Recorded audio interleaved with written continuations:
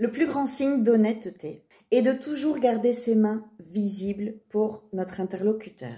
Selon notre caractère, on va avoir des gestes plus ou moins grands, les mains plus ou moins mobiles. Mais de toute façon, il faut penser à les garder visibles.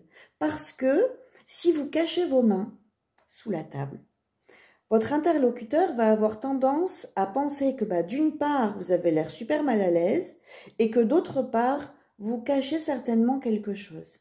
C'est la première chose qu'on ressent quand une personne nous cache ses mains. On se demande qu'est-ce qu'elle a à nous cacher. C'est pas logique comme posture. Normalement, quand on est dans la communication, on montre ses mains. C'est comme ça. D'ailleurs, je ne sais pas si vous avez remarqué dans les discours que faisait Donald Trump pendant la période avant ses élections, il avait quasiment constamment les mains très visibles et lui, il montrait tout le temps la paume de ses mains. Ça, c'est vraiment un signe qui veut dire « faites-moi confiance, j'ai vraiment rien à cacher, vous pouvez me croire quand je vous parle ».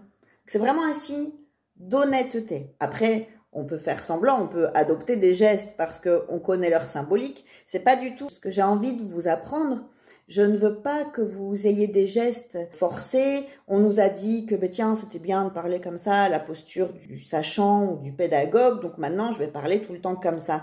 Non, restez naturel. Mais il y a des gestes qui sont à éviter, donc évitez de cacher vos mains, ça c'est sûr. Évitez de malaxer vos mains, ça j'en parle souvent. Après, ne vous forcez pas à montrer vos mains si ce n'est pas un geste que vous faites naturellement. Ne devenez pas un acteur pour utiliser les astuces que je vous donne. Restez naturel, enlevez certains gestes qui ne sont pas appropriés en fonction de ce que vous êtes en train de dire et ce sera déjà beaucoup et très intéressant pour votre communication. Si vous voulez plus d'infos sur la communication, sur le langage non verbal, sur la prise de parole en public, je vous invite à venir sur mon site Révèle ta voix pour bien préparer vos prises de parole en public. Je vous dis à très vite.